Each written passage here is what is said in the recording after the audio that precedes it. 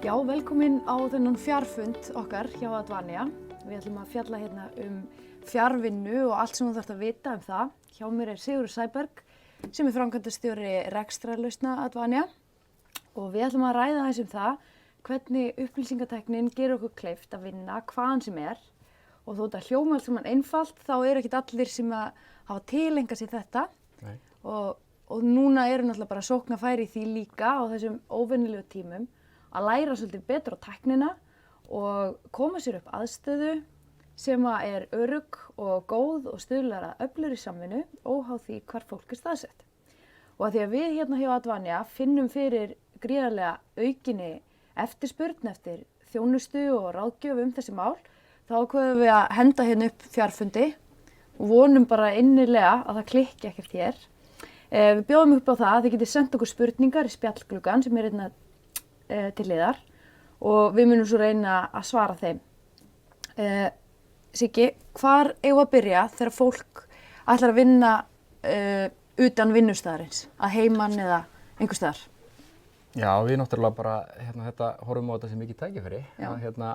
Við sem höfum verið að mæla fyrir að fólk nýti tæknina og fyrirtæki gerir starfsfólki kleift að vinna hvar sem og hvenær sem að við sjáum í þessu og þetta séu þetta erfiðar og fordæmalausar aðstæður sem við erum að glíma við að þá þetta mikil tækifæri.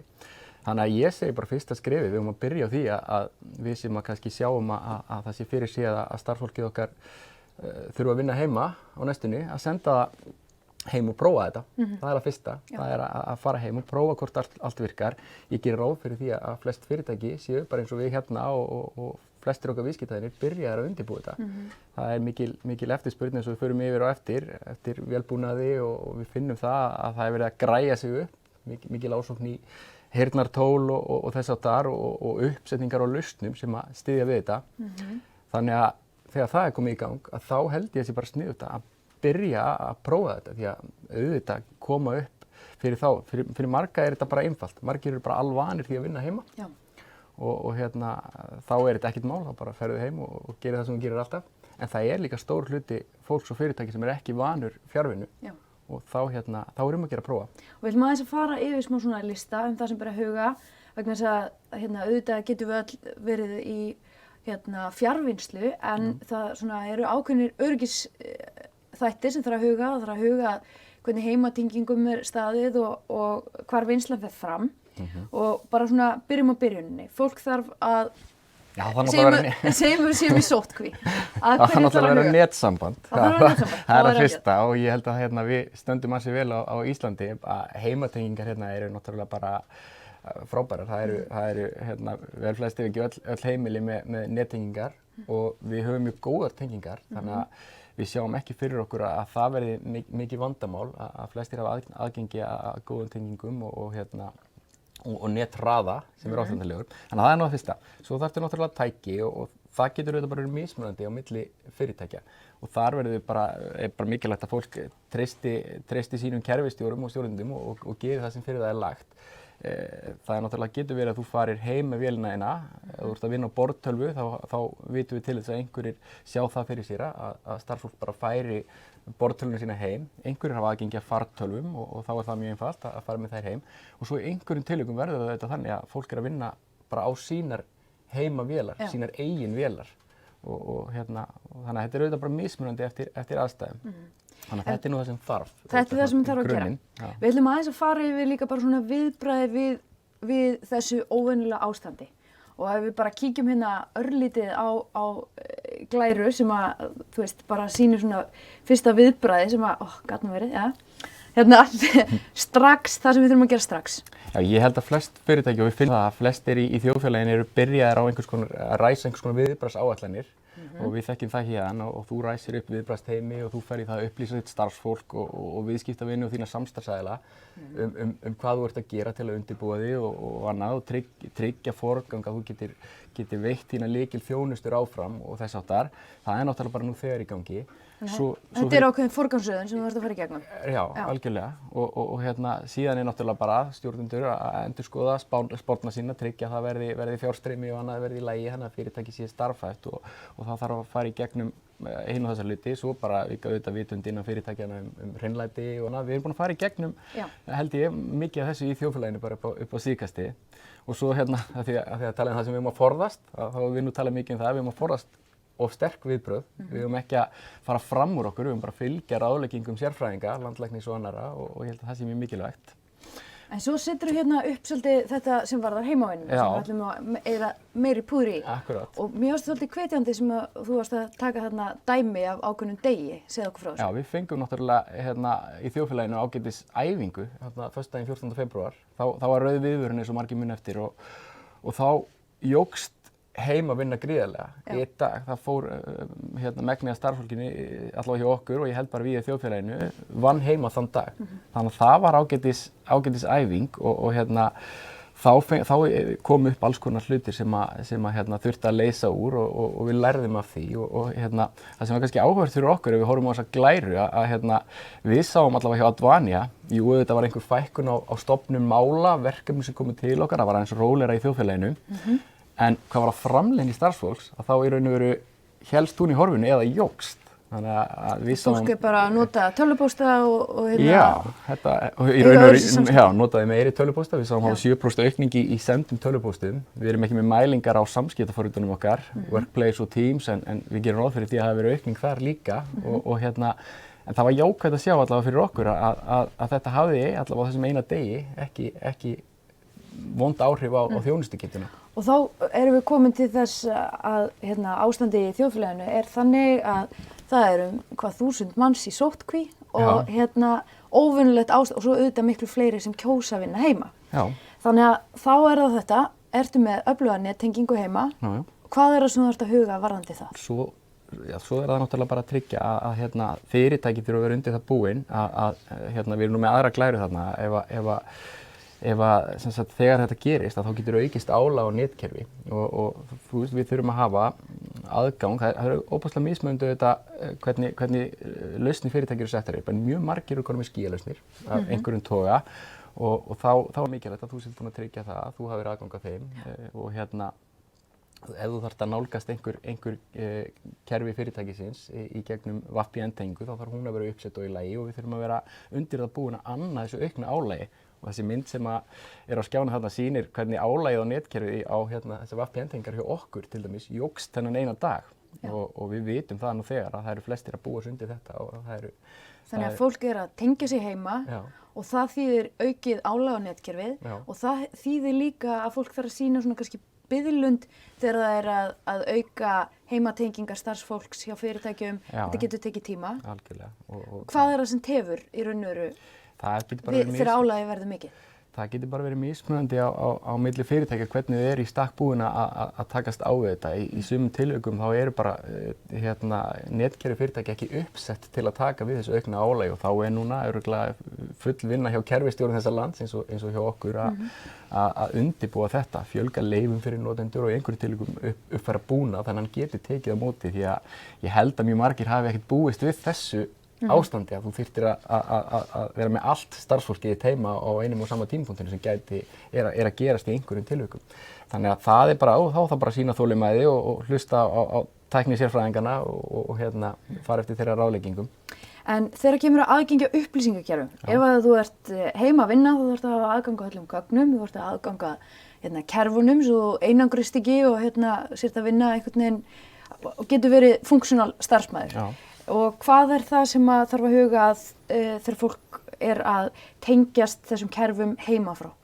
Jafnvel á heimavél eða eitthvað slíkt? Það er svona náttúrulega kannski fyrsta lagi þessir öryggisþættir. Það er náttúrulega frábært ef fyrirtæki hafa aðgang að kerfunum heima frá og við sjáum náttúrulega bara vöxtinn í skýjalausnum síðustu ára og hann er að styðja marga við það. Það er gott aðgengi að gögnum og fyrirtæki eru komið góð kerfi til að fólk getur unnið saman í fjarvinnu. En það sem þú kannski að vitna í þá öryggisþátturinn, hvað er það sem við þurfum að huga að og hann er auðvitað bara mismunandi eftir því að því vorum að ræða á hann hvernig við hugum okkar heimavinnu. Erum við á fyrirtækjavél eða erum við á okkar eigin vél og ef við kannski fókusirum á þá sem eru á eigin vélum, það eru kannski þeir sem við höfum mestar áhyggjur af.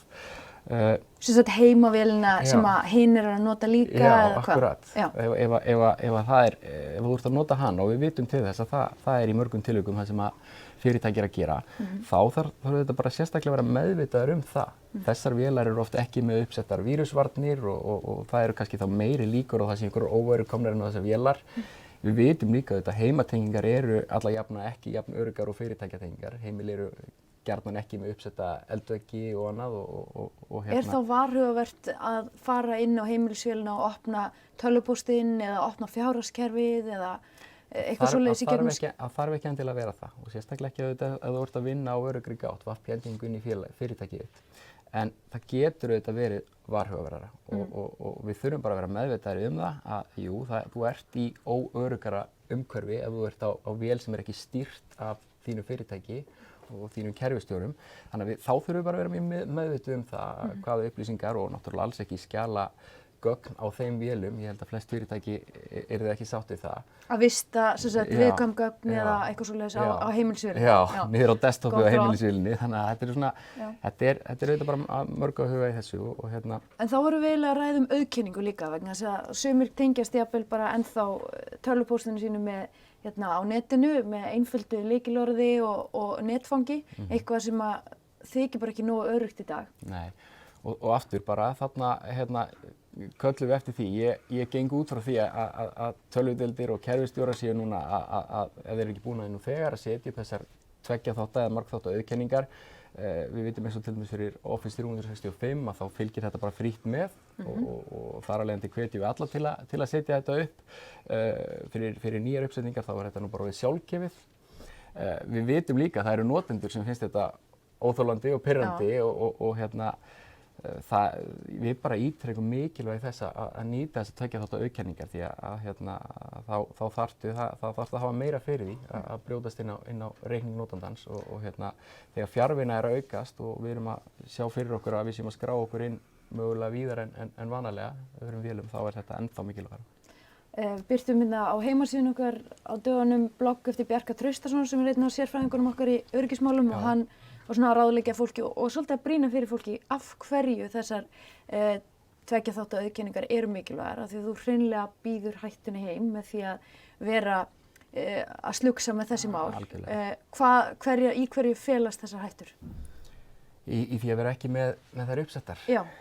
Já, það er bara auðveldara. Þetta er náttúrulega auðveldara ef þú ert með, þarna ertu komið með 2 leiðir til að skrá þig inn og ef þú ert ekki með þetta uppsett þá er í rauninu nóg að komast yfir notendana með þetta og lykilorðið og við vitum það bara að fólk er oft því miður að nota sömu lykilorðin í jafnvel persónulegum þjónustum sem að hafa jafnvel lekið út og það gæti verið auðvelt að finna lykilorðin. Já, það er aukin áhætta að einhver finni hjá lykilorðið og geti þar alveg brotist inn á reikninginn og þá er betra að vera með aðra leið sem þú þarft að nýta, sem þú þarft að hafa líka.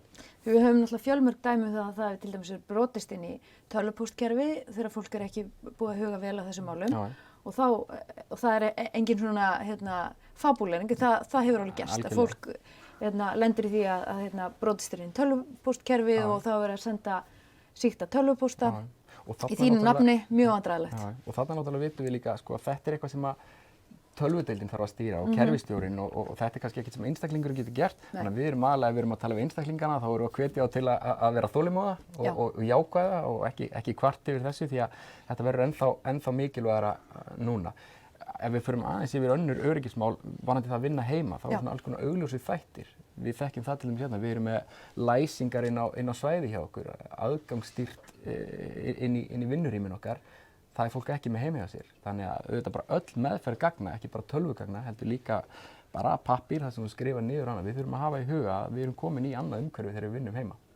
Passa vel upp á bara upplýsingaöryggi? Já, bara alveg heilt yfir og hlusta á ráðleggingar sérfræðinga og við höfum séð það bara síðustu dag að það hefur ekkert verið vöntun frá okkur og öðrum tæknifyrirtækjum þessa lands að koma einhverju tala jafnvel áframboð á ráðleggingum þessa dagana, þannig að við veistum bara hvað til að fólk nýti sér það. Já, við þurfum eiginlega að tala um Teams vegna þess að flestir okkar viðskiptavinir eru búin að innleiða Office 365.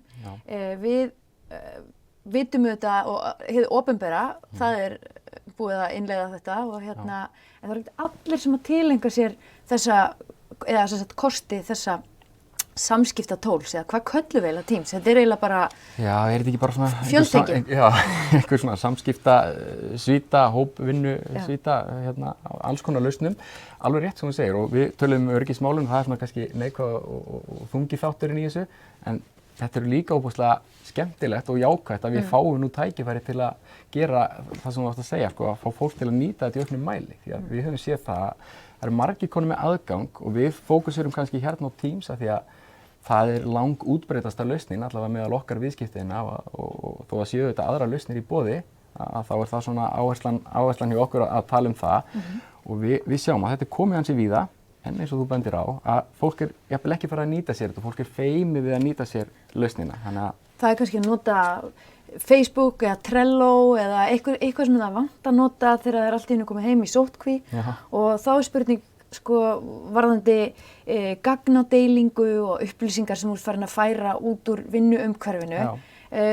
Kostirnir við að nýta sér Teams umfram bara samskiptamiðla eða samfélagsmiðla eða eitthvað svoleiðis sem fólk tekur upp á núna þegar það er að reyna að vinna heiman. Þarna til dæmis ef við tökum bara Teams og önnur kerfi sem að væri þá rekin af fyrirtækinu sem þú starfar fyrir eða stofnuninni og tölvu umsjónarfólki hennar. Þarna ertu með stýrt kerfi sem er í rekstri og stýringu hjá því fyrirtæki og þú væntanlega með aðgangsstýringar inn í kerfið sem eru tengdar þínum notanda hjá fyrirtækinu og það er hægt að setja reglur aðgengi og annað og þú getur tryggt að þau gögn sem að flæða þarna á milli séu í öruggu umhverfi, þú veist hvar þau eru og þess háttar og það er kannski það sem við höfum áhyggjur af ef að fólk við viljum auðvitað bara fyrst og fremst að fólk getur unnið saman og það verði ekki dropp í framleiðni í svona ástandi en við þurfum aftur að hafa í huga hvar við erum að vinna og við hvetjum til þess að við nýtum okkur tól sem eru aðgengileg og eru í rekstri hjá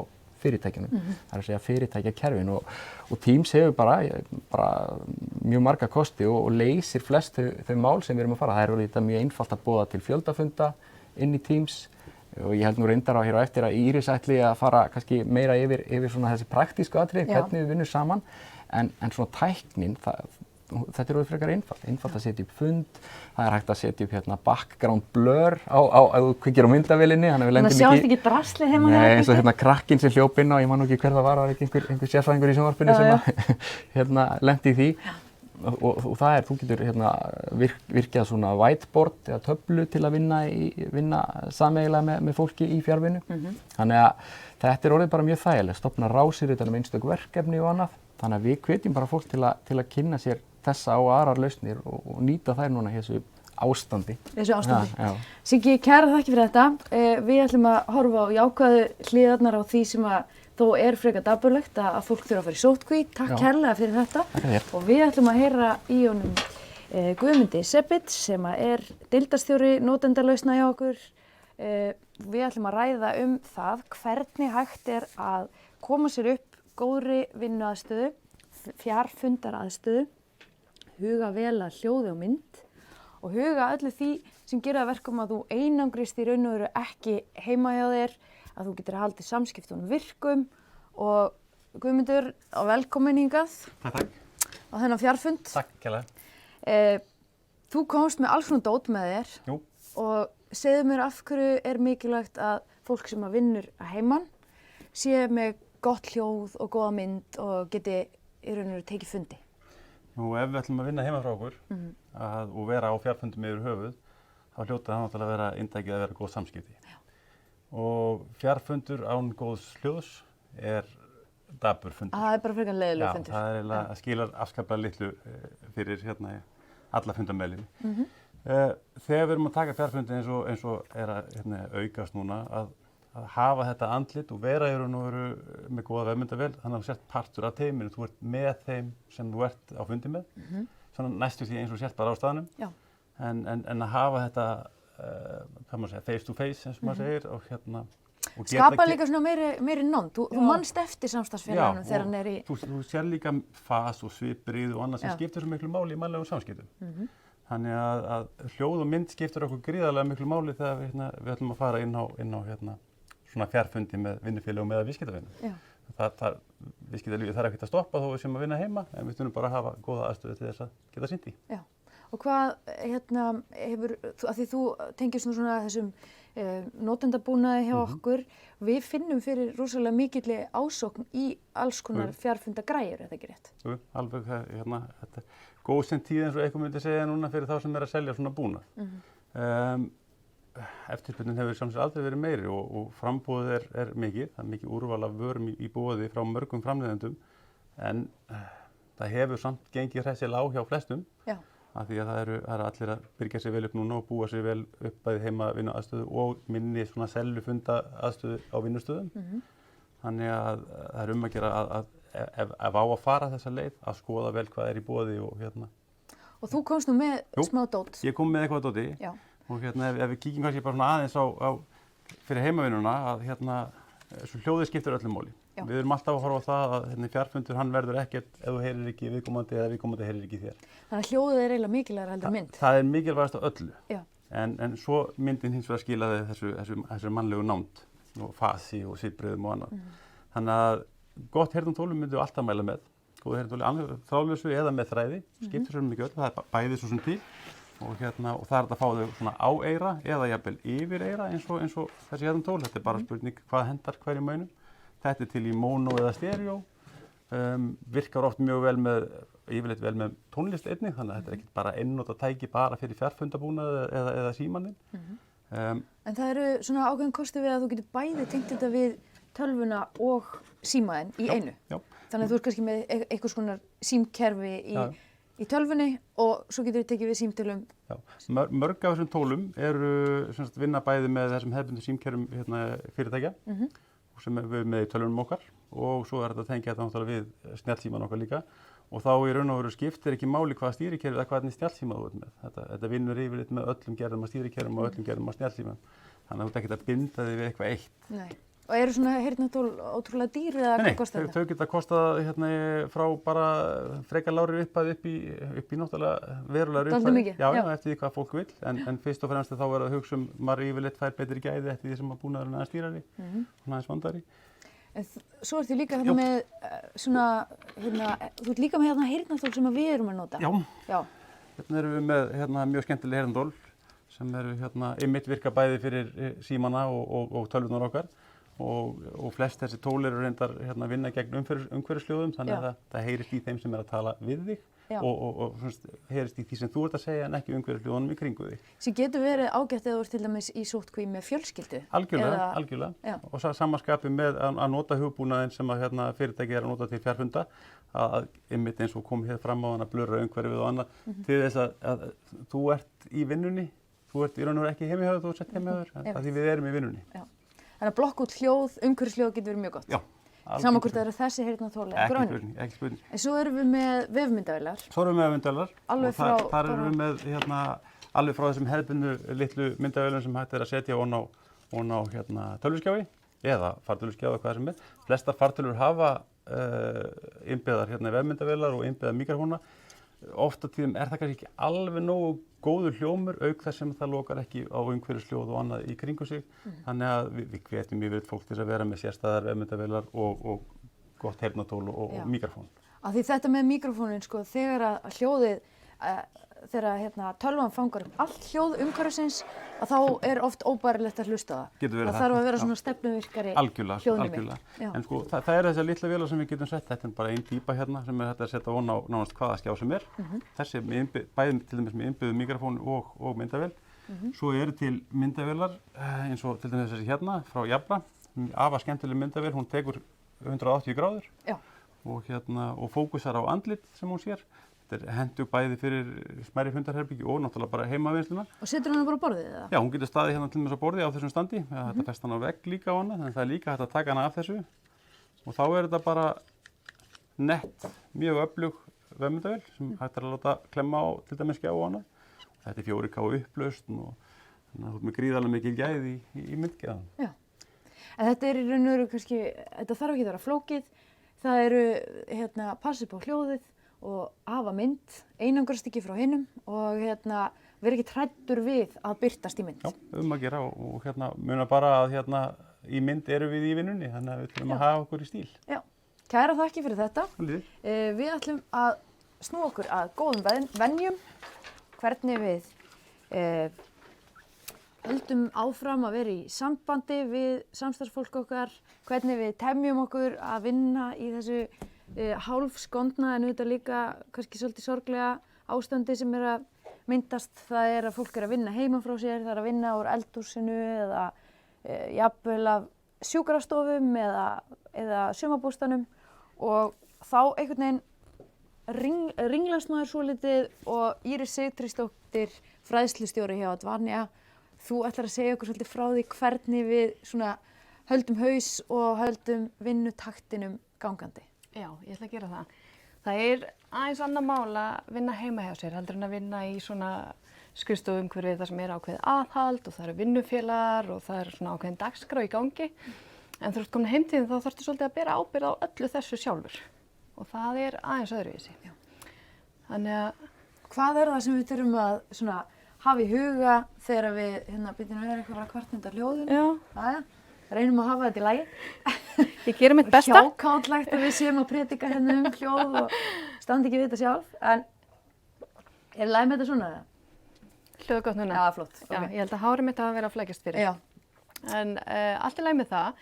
Við tökum svona fyrst og fremst, þegar strákarnir eru búin að fara yfir græjunar og tæknina og það sem til þarf og það frábært og þegar það allt komið þá náttúrulega það hlutverk stjórnandans fyrst og fremst að kannski vera vissum á starfsfólki hans kunni á þessa tækni, kunna notana og þessi tól og hafi allt sem til þarf til þess að fylgja þeim reglum sem að vinnustæðurinn eða deildin hefur sett varðandi heimavinnu. Já. Með þessar upplýsingar og alla þessa tækni og tól á bakinu þá ætti viðkomandi starfsmaður að geta búið sér til svona fína vinnuaðstöðu heima og það kannski svolítið það sem ég ætla að tala um. Það ýmislegt sem við þurfum að hafa í huga. Já. Þú veist, ekki velja sæti þar sem þú horfir yfir allt uppvaskið sem eftir. Já, góð punktur. Þú veist, ekki þú veist, eða bunkan af hreinu fötum sem eftir að brjóta saman og setja inn í skáp. Þú veist, og það eru þessi hlutir, sko. Þannig að þú mælir með því að fólk komi sér bara upp einhvers konar skrifstofur í mér hreinlega bara heima hjá sér. Algjörlega. Og það náttúrulega bara fáir sem búa það vel að vera með einhver sér skrifstofu heima hjá sér, en við getum öll kannski búið okkur til einhvers konar aðstöðu og það rosalega mikilvægt. Ekki koma þér fyrir upp í sófa eða bara upp í rúmi og tegja því í tölvuna. Það ekki það sem við erum að leita eftir. Það mjög mikilvægt að þú sért með vinnuaðstöðu sem virt af sambýlisfólkinu og við tölum áðan að börnin að koma hlaupandi og svona og þú þarft svolítið að búa þér til stað sem þinn staður og það mikilvægt. Já. Það getur verið hvar sem svo sem. Sko, ef að þú fær frið við borðstofuborðið þá það bara í góðu lagi. Ef þú átt það þæg börn eða tillit sem fjölskyldu. Ég ætla ekki að vera með uppeldiskennslu hér en það svona, þú veist, það sem að þér líður vel heima hjá þér. Fólk sem að býr bara við það geta kannski bara unnið frá svefnherberginu að þá mikilvægt að koma sér fyrir einhverju borði og aðstöðu þar inni. Það líka að hafa í huga með aðstöðuna að þetta sé eitthvað þér líður velar, að þetta sé þú situr rétt og beitir þér rétt og allt þetta. Þú veist, þetta annað en að bara hanga í sófanum heilan dag, þá færðu bakverki og allt þetta. Passa skjárin sé einhvern veginn, nú situr ekki hókinn. Einmitt, og það bara að beita sér rétt og allt þetta sem við höfum lært. Og sem sagt þú sért svona í hæfilegri fjarlægð frá öðrum fjölskyldumeðlum og þeir viti af því að þú sért að vinna þarna. Og það einn punktur sem mjög svolítið áhugaður sem þú varst að nefna varðandi svona skipulag á deginum og samskipti við fjölskyldumeðlimi eða aðra sem þú ert jafnvel innilokaður með. Já. En fyrir utan kannski að vera ekki á náttbuxunum að vinna á daginn að þá varstu svona svolítið að tala um vinnuskipulagið. Einmitt.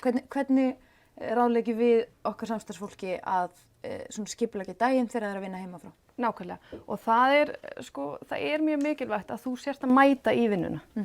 Þú veist, gerðu þið tilbúin fyrir vinnu, sinntu morgunverkunum, kláraði það, þú veist, börnin í skólan, ef að skólan eru opnir.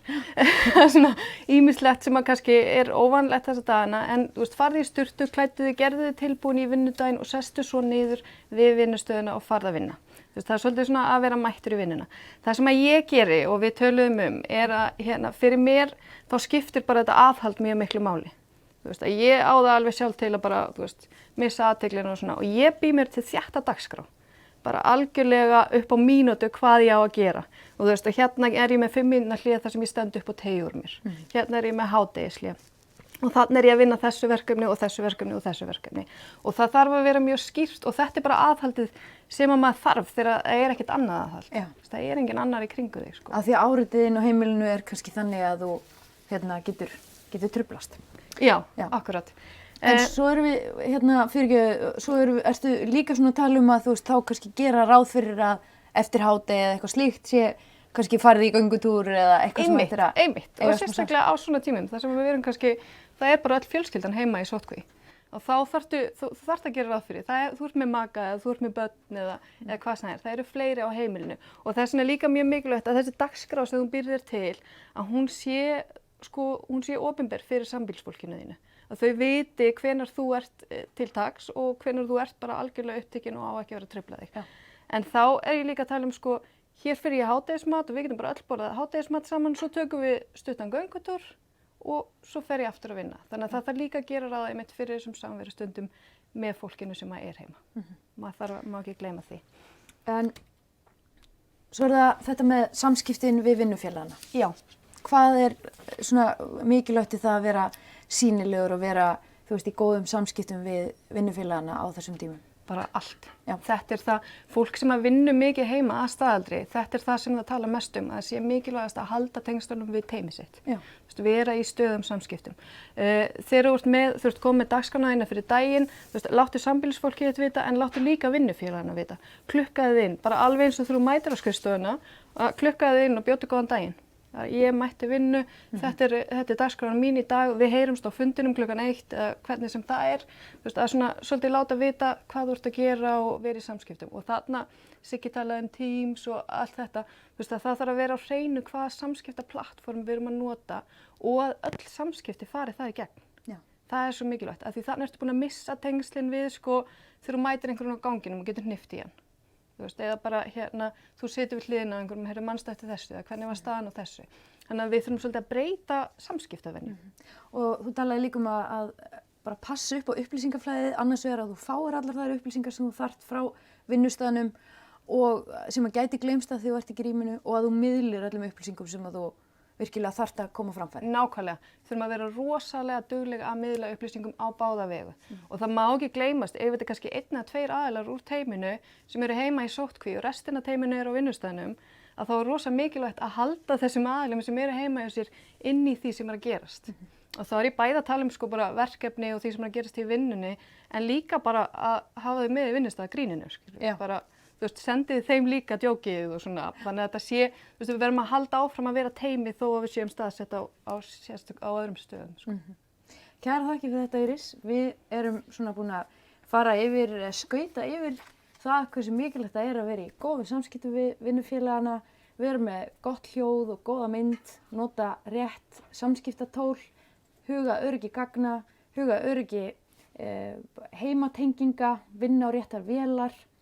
En við hvetjum fólk til þess að hafa samband við okkur ef að við getum eitthvað ráðlagt, ef við getum aðstoðað við annarkvort búnað, þá bendum við til dæmis á vefverslunum okkar. Þar er ágætis svona starter kit, ef við leyfum mér að sletta, fyrir það hvernig þú kemur upp fundaraðstöðu.